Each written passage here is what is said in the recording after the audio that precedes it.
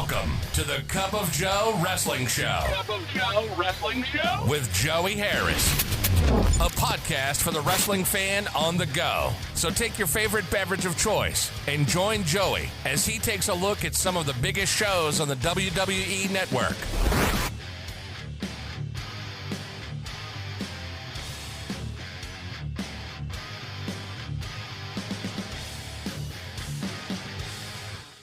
Welcome, everyone, to the Cup of Joe Wrestling Show. I'm your host, Joey Harris, and we're broadcasting from makeshift studios in the shadow of South Central Virginia.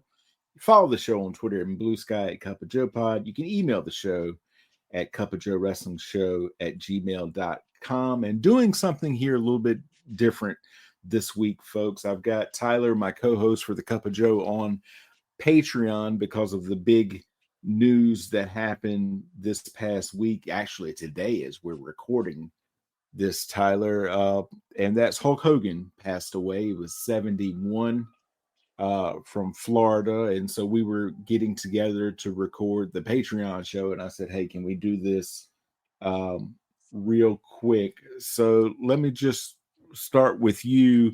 What were your thoughts when you heard, and what are your thoughts now?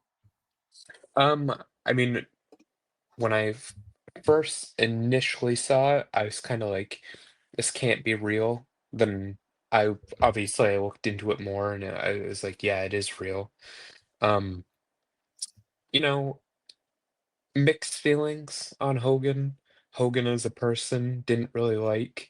But what he did for the business is undeniable. And we were talking before the show when you kind of hit the nail on the head. Um, Without Hogan, wrestling in general probably wouldn't be where it is today without him. So it's like thankful for what he did for the business, but you know, as a person, not really a fan of him. I mean, still sucks that he passed away at, 71, because, it's still relatively a young age, but Absolutely. especially in today's day and age where, it's assuming you don't have any underlying health issues. Most people live to 80 to 90s. So, Right. yeah.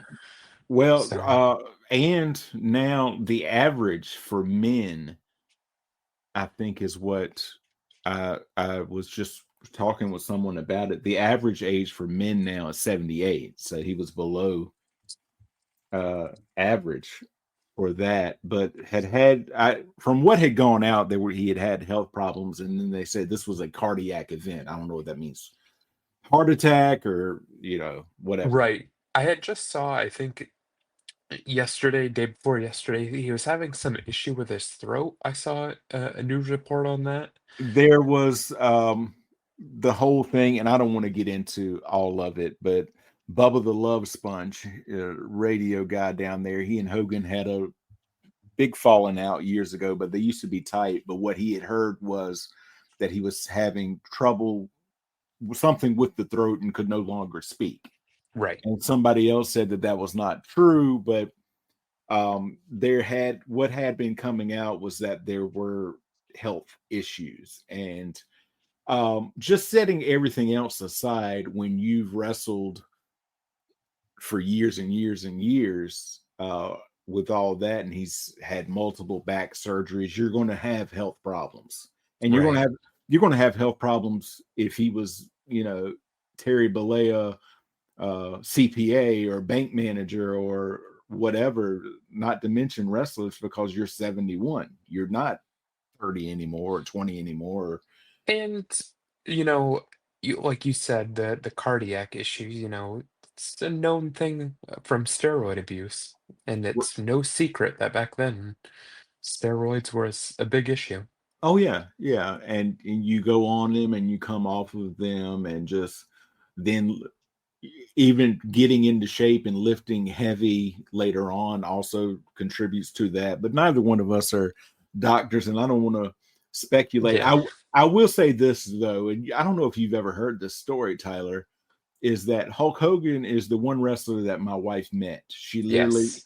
literally ran into him when she was babysitting a couple of kids in the Bahamas, I want to say. But she even said to me then, like, it's different when you run into him because he was kind of like, he was not Hulk Hogan going out there and waving the flag. And, you know, even now, like the last time that he was he was on the opening of Raw on Netflix, he comes out there and Jimmy Hart's behind him and all that. And he's pumped up and what you're going to do, brother, and all of that. It's different from, hey, I'm going to the store to get a loaf of bread, honey. I'm sure it's Right. like then he's not in all of this. But I did want to read this. This came from Brian Solomon, the writer and podcast host of Shut Up and Wrestle, on his Shut Up and Wrestle Facebook group. And I'm like, yep, I think he hit it the nail on the head. There can be no doubt that Terry Bollea, the man, did grievous harm to his legacy in recent years, alienating many fans who once loved him. There can also be no doubt that Hulk Hogan, the wrestler, was the biggest star this business produced in the past 75 years, if not of all time. Wrestling history is divided into two parts, before Hulk Hogan and after Hulk Hogan. He changed the business. There would have never been a modern WWE without him. He was larger than life, inspired millions of people, many of whom spent decades of being gradually let down by him. At his best and at his worst, he embodied all that professional wrestling is at its best and its worst. For many, the idea of Hulkamania transcended the man and his deep flaws, and maybe in that sense, Hulkamania really will live forever.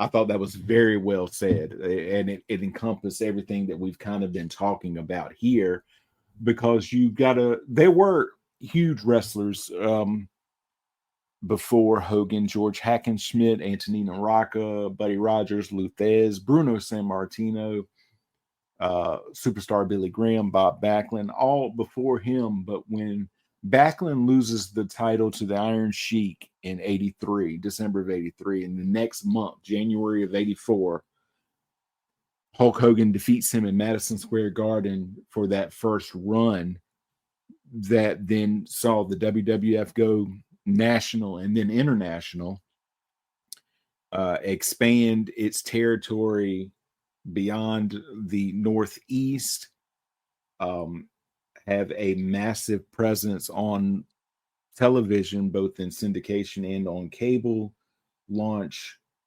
Saturday night's Main Event, then launch the Main Event, where they would have primetime specials, have a cartoon in the mid-'80s, then the pay-per-view boom, and all of that. And someone said this, Tyler, you have to think about this. In the 80s, they say that some of Hulk Hogan's opponents from the sellout business that they were doing were making $30,000 a week. You can make $30,000 a week. Now you think about that. Let's say you work six times in that week. You have one day off. That's $5,000 a match. So if it's Joey versus Hulk Hogan, Joey's getting $5,000 a match. How much is Hulk Hogan making? A lot. Not 5,000, I can tell you that, because everybody knows they come to see Hulk Hogan beat up on Joey and give Joey the leg drop and pin. And Joey knows that's what Joey needs to do. And if Hogan was making what's Vince McMahon making off of that? A lot more than Hogan. So there's that. And so he builds all of this, kind of cools off right when I'm becoming a wrestling fan in the early 90s, but still had that, there was that cachet around Hulk Hogan, so much so that WCW, he goes there and their business picks up and they're doing more and more things. And then he is really part of the second wrestling boom in the late 90s. You have two things. You have in King of the Ring 1996, Austin 316 is born, and Steve Austin ascends on the WWF side. And on the WCW side, 1 month later, Hulk Hogan turns heel and forms the NWO with Kevin Nash and Scott Hall. And WCW goes on their great tear in the late 90s and all of that. And Hulk Hogan's there again for it. And then after WCW goes down, comes back to the WWE and is a heel and goes up against The Rock at WrestleMania, and the fans turn on Rock because they just want Hulk Hogan, and they kind of feed into that. So they I mean, he has so many different um eras. And again, not to discount anything that has happened over the last 10 years, because that is part of the legacy as well. And if you have to do the good, you have to do the bad. But overall, again, what Brian said was exactly right. We're not here, and wrestling is not where it's at if it's not for Hulk Hogan. No, like I said, I agree with that. And then I was thinking of something while you're saying all that. You know, in my opinion, both uh Stone Cold and Cena are bigger stars than Hogan, because obviously they, especially Cena, brought WWE globally. Like so, but you have to then think back. If it wasn't for Hogan, then they wouldn't have had that opportunity to become as big as they became. So, Absolutely, absolutely. And you got to look at it this way. I know it's the truth. In the late 90s, you could go into 7-Eleven or Kmart and see Stone Cold shirts everywhere. In the 80s and early 90s, if you got a Hulk Hogan shirt, you had to buy it at the arena when they were on tour. right. So that is a lot of that. So that's a lot of merchandising. But I heard this at one time. If you talk about Q ratings means that, okay, if Tyler is a football fan, you were a Tom Brady fan and a New England Patriots fan, you know who Tom Brady is. Oh yeah. But your Q rating is how many people who aren't necessarily football fans know who Tom Brady is. All right. And for the longest time, the Q ratings of the highest people in the world were whoever the president was at the time: Muhammad Ali, Tiger Woods, Michael Jordan, and Hulk Hogan. Because that is what transcends of all of that. So I hope that, whatever Hulk Hogan said, he was a Christian. I have no doubt to believe him. So I hope that now that he has gone on, that he has gotten peace and that he is forgiven and all of that. I'm not going to get into that, but I did want to take a moment to not praise Terry Bollea, the man, but to praise Hulk Hogan, the larger than life wrestler, because again, I wouldn't be doing this show and wrestling wouldn't be as big as it was and is without Hulk Hogan. So I just wanted to take a moment to recognize that and realize that kind